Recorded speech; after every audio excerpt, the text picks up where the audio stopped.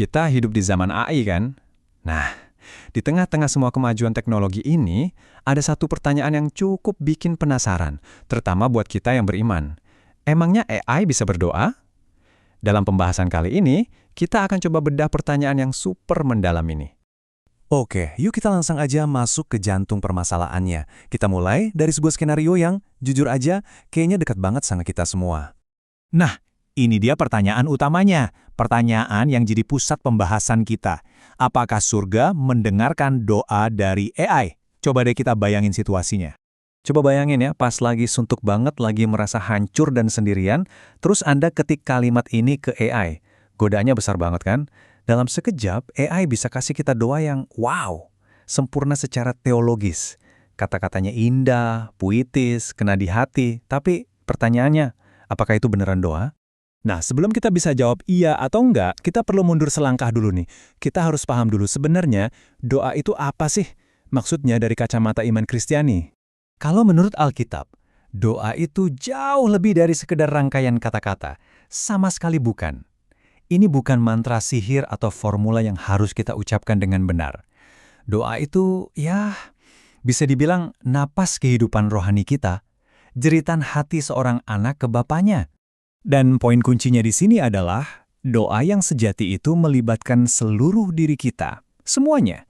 Pikiran kita, waktu kita merenungkan kebesaran Tuhan. Emosi kita pas kita merasakan kasih-Nya, dan juga kehendak kita saat kita memutuskan untuk berserah. Jadi, ada pergumulan di situ. Ada air mata, ada sukacita, semuanya nyata. Oke, kita udah lihat betapa dalamnya doa manusia. Sekarang, coba kita bandingkan, kita kontraskan dengan apa yang sebenarnya AI lakukan.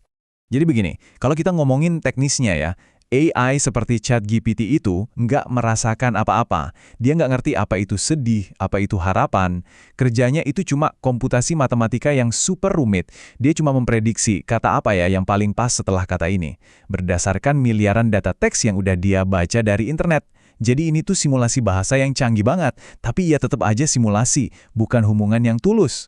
Nah, perbedaannya jadi kelihatan jelas banget kan? Di satu sisi, kita punya manusia dengan hati dan rohnya. Di sisi lain, AI dengan algoritma dan kodenya. Iman yang hidup dilawan dengan data yang tersimpan. Hubungan yang nyata versus simulasi teks. Oke, sekarang kita masuk lebih dalam lagi ya. Ada 3 nih, hambatan teologis yang mendasar kenapa AI itu nggak bisa beneran berdoa. Jadi 3 pilar ini, roh, iman, dan status kita sebagai ciptaan Tuhan, ini inti masalahnya. Ini yang bikin doa itu jadi sesuatu yang, unik banget buat manusia. Yuk, kita kupas satu-satu. Yang pertama, doa itu butuh roh. Doa itu kan disiplin spiritual yang bergantung sama Roh Kudus. Seperti yang tertulis di Roma 8 ayat 26, roh sendiri berdoa untuk kita dengan keluhan-keluhan yang tidak terucapkan. Nah, mesin yang isinya cuma silikon dan kode, dia nggak punya roh yang bisa terhubung, yang bisa berkeluh kesah bareng Roh Kudus. Lanjut yang kedua, doa itu butuh iman yang hidup. Di Ibrani 11, jelas banget dibilang, tanpa iman tidak mungkin orang berkenan kepada Allah. Iman itu kan kepercayaan, keyakinan yang hidup, sesuatu yang tumbuh.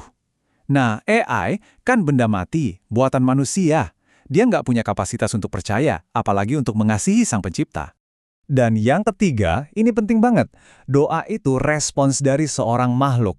Kita, manusia, diciptakan menurut imago Dei, gambar dan rupa Allah. Makanya kita punya kapasitas unik untuk merespons pencipta kita. Beda sama AI. AI itu ciptaan dari ciptaan. Dia cuma merespons perintah yang kita ketik di keyboard, bukan merespons panggilan dari Sang Pencipta alam semesta. Beda level kan? Jadi terus gimana dong? Apa artinya semua ini buat kita sehari-hari? Gimana seharusnya kita memposisikan teknologi yang luar biasa ini dalam hidup kita? Implikasinya sebenarnya sangat praktis. Gini deh, AI itu alat yang luar biasa canggih, brilian, pakai aja untuk bantu kerjaan kita. Mau benerin tata bahasa? Bisa. Meringkas teks? Jago. Bahkan buat bikin draft renungan singkat? Silakan. Tapi, jangan pernah, sekali lagi, jangan pernah menggantikan doa pribadi Anda dengan AI. Jangan sampai kehidupan rohani Anda di-outsource ke mesin. Bahayanya itu nyata, saat kita menukar hubungan yang personal dengan Tuhan demi efisiensi sebuah mesin. Nah, Ini dia intinya. Ini pesan utama dari semua yang kita bahas. Anggaplah AI ini sebagai alat, sebagai tool. Tapi tempat untuk mencurahkan isi hati kita, tempat untuk jadi rentan, tempat untuk membangun hubungan sejati, itu hanya ada pada Tuhan. Jadikan AI alatnya, tapi jadikan Tuhan tujuan hati Anda. Dan sebagai penutup, saya mau tinggalkan satu pertanyaan buat Anda renungkan. Di tengah gempuran teknologi yang menawarkan segala kemudahan ini, bagaimana cara Anda secara pribadi untuk menjaga doa Anda tetap otentik, tetap nyata, dan tetap hidup?